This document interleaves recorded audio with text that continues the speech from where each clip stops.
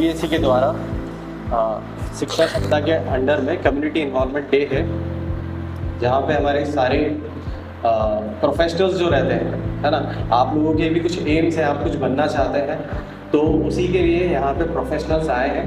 तो हमारे जो प्रोफेशनल्स हैं वो हमारे स्कूल के हमारे ही पेरेंट्स हैं, जो आपको उनके प्रोफेशन के बारे में गाइड करेंगे।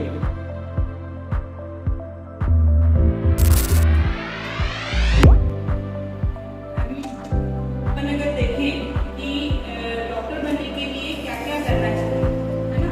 सबसे पहले अपने को 10th के बाद में अपन प्रिपेयर करेंगे कि अपन कैसे डॉक्टर बनेंगे। उसके लिए आपको बायोलॉजिकल सब्जेक्ट चूज करना होगा, है ना। उसके बाद में नीट की प्रिपरेशन करना पड़ेगा।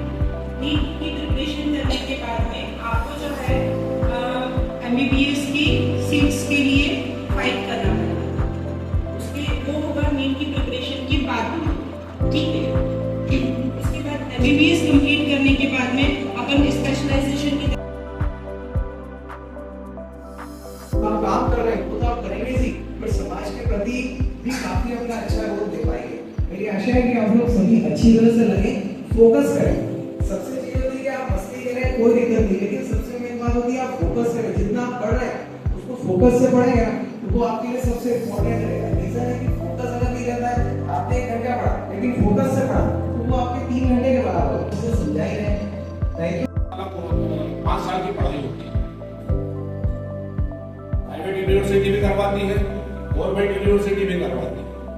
आप LLB कीजिए, कानून की पढ़ाई कर ली, लेकिन कानून की पढ़ाई करने के बाद इसमें प्रैक्टिकली नॉलेज की सख्त आवश्यकता होती है। आप पढ़ करके वकील नहीं बन सकते। आपको पात्रता ये कि आप वकील की डिग्री ले चुके हैं।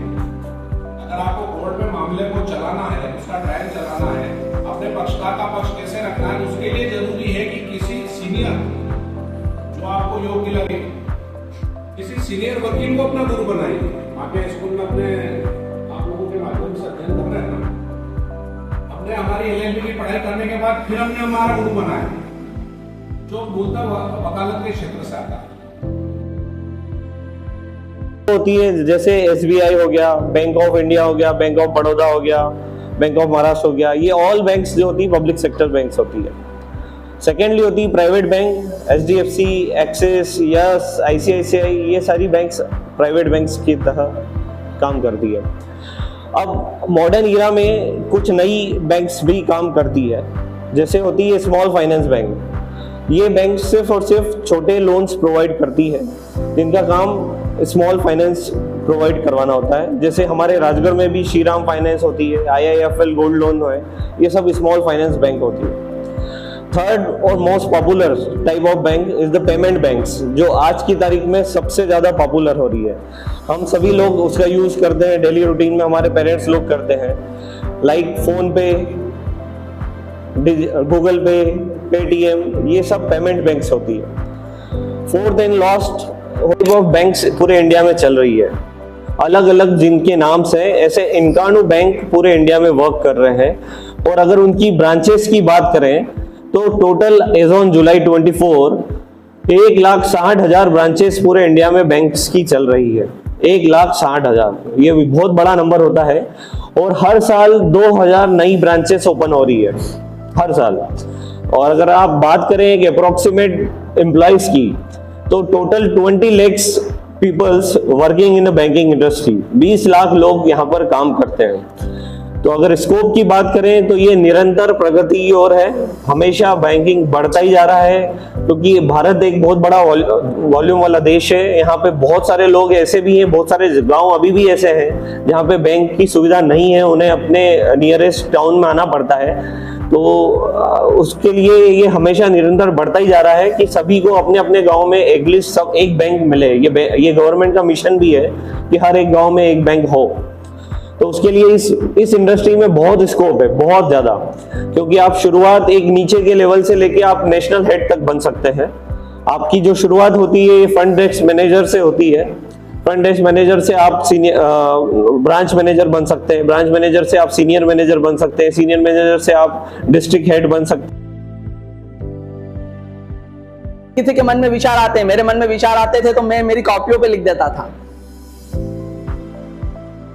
धीरे धीरे वो टूटी फूटी बातें कविता बनने लगी और धीरे धीरे उस कविता में मैं तुक जोड़ने लगा। तुक समझते हो, जो पीछे तुक जोड़ी जाती है, पीछे शब्द एक जैसे आते हैं, उसको बोलते हैं तुक।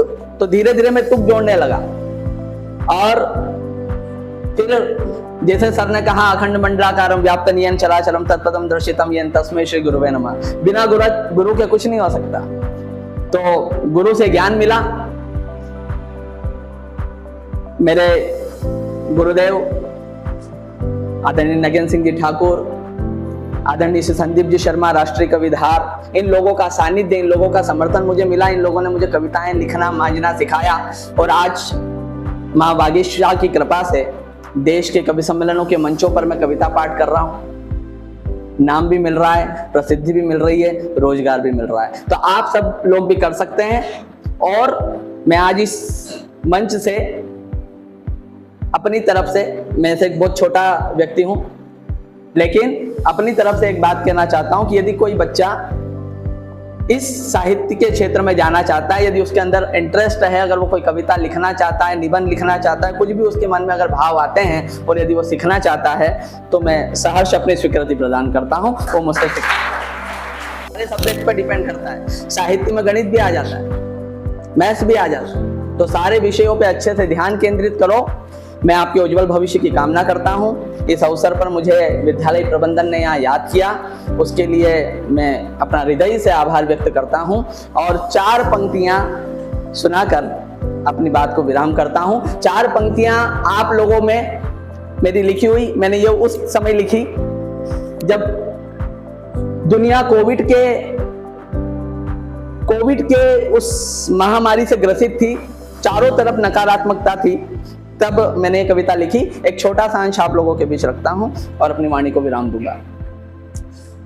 माना मुश्किल घड़ियों में यह दुनिया साथ नहीं होगी, माना मुश्किल घड़ियों में यह दुनिया साथ नहीं होगी, जीवन में भी जीने जैसी कोई बात नहीं होगी, जीवन में भी जीने जैसी कोई बात नहीं होगी। रोज परिश्रम के पावक से सूरज बनकर जलना तुम, रोज परिश्रम के पावक से सूरज बनकर जलना तुम, उसके बाद जो दिन निकलेगा उसकी रात नहीं होगी, उसके बाद जो दिन निकलेगा उसकी रात नहीं होगी।